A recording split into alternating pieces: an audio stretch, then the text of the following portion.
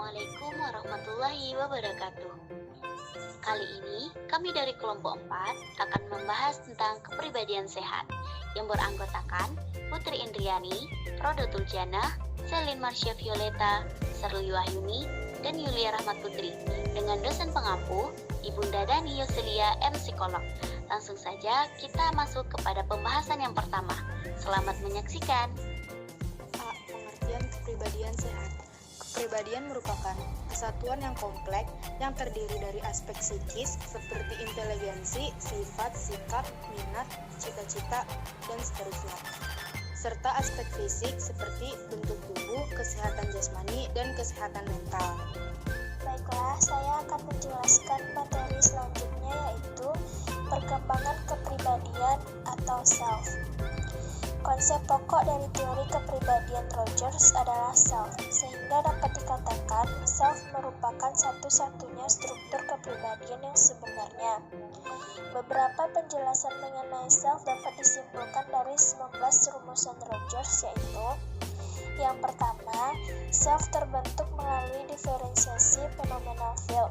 Yang kedua, self juga terbentuk melalui introjeksi nilai-nilai orang tertentu. Yang ketiga, self bersifat integral dan konsisten. Yang keempat, pengalaman yang tidak sesuai dengan self struktur dianggap sebagai ancaman. Yang kelima, self dapat berubah sebagai akibat kematangan biologik dan belajar. Peranan positif regard dalam pembentukan kepribadian individu. Bayi mengembangkan self-konsep dengan membedakan dan kemudian menginternalisasi pengalaman eksternal yang memuaskan aktualisasi diri bawaannya. Pengalaman dinilai apakah dapat memberi kepuasan atau tidak, mula-mula secara fisik, namun kemudian berkembang menjadi kepuasan emosional dan sosial. Kesadaran memiliki konsep diri kemudian mengembangkan positif regard, kebutuhan diri agar diterima baik, dicintai dan diakui lingkungan. Positif regard dari ibu akan memuaskan bayi. Sebaliknya, tanpa positif regard itu, bayi menjadi frustasi dan menarik diri. Positif regard yang dibutuhkan bayi itu bukan sikap positif ibu terhadap bayi yang bertingkah laku manis atau seperti yang dikehendaki ibu, tetapi unconditional positif regard, cinta tanpa syarat, menerima bayi dan tingkah lakunya, atau seperti yang dikehendaki maupun yang tidak dikehendaki sebagai pribadi yang utuh. Ciri-ciri orang yang berfungsi sepenuhnya. Perkembangan yang optimal menurutnya lebih merupakan sebuah proses, bukan sebuah keadaan yang statis. Menurutnya, kehidupan yang baik adalah saat seseorang memiliki tujuan untuk memenuhi semua potensi yang ia miliki sepenuhnya secara terus-menerus. Beberapa karakteristik dari orang yang berfungsi sepenuhnya adalah: 1. Meningkatnya keterbukaan terhadap pengalaman.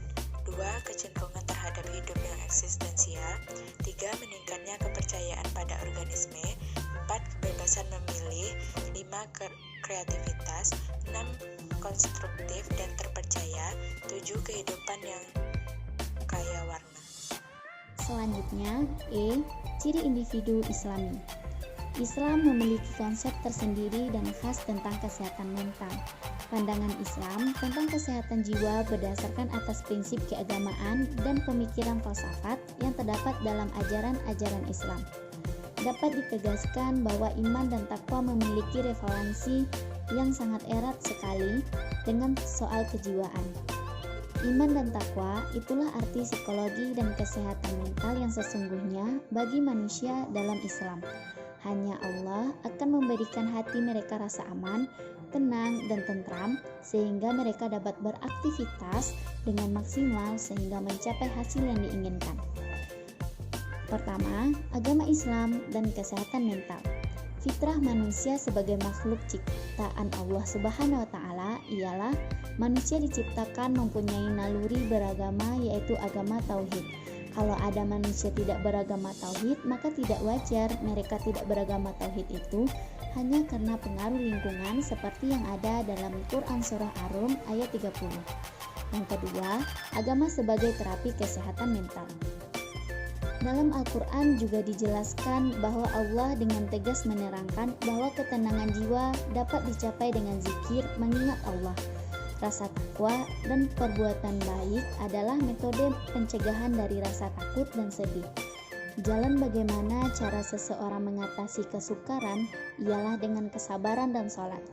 Dan Allah mensifati dirinya bahwa Dialah Tuhan yang Maha Mengetahui, yang bijaksana, yang dapat memberikan ketenangan jiwa ke dalam hati orang yang beriman. Yang ketiga, kesehatan mental, solusi pengembangan kecerdasan qalbiyah. Apabila hamba Allah telah berhasil melakukan pendidikan dan pelatihan penyehatan, pengembangan dan pemberdayaan jiwa mental seperti yang ditulis M. Hamdani Bafran Az-Zakti dalam Yusan Burhanuddin, maka ia akan dapat mencapai tingkat kejiwaan atau mental yang sempurna, yaitu akan tersingkap. Pertama, kesempurnaan jiwa yaitu integritasnya jiwa mutmainah yang tentram, jiwa radiyah, jiwa yang meridai, dan jiwa yang mardiyah yang meridai, sehingga memiliki stabilitas emosional yang tinggi dan tidak mudah mengalami stres, depresi, dan frustasi. Yang kedua, kecerdasan uluhiyah, yaitu kemampuan fitrah seorang hamba yang soleh untuk melakukan interaksi vertikal dengan Tuhannya, kemampuan mentaati segala apa yang telah diperintahkan dan menjauhi diri dari apa yang dilarang dan dimurkainya, sehingga tabah terhadap ujian dan cobaannya. Sekian dari kami, kelompok 4, semoga bermanfaat. Wassalamualaikum warahmatullahi wabarakatuh.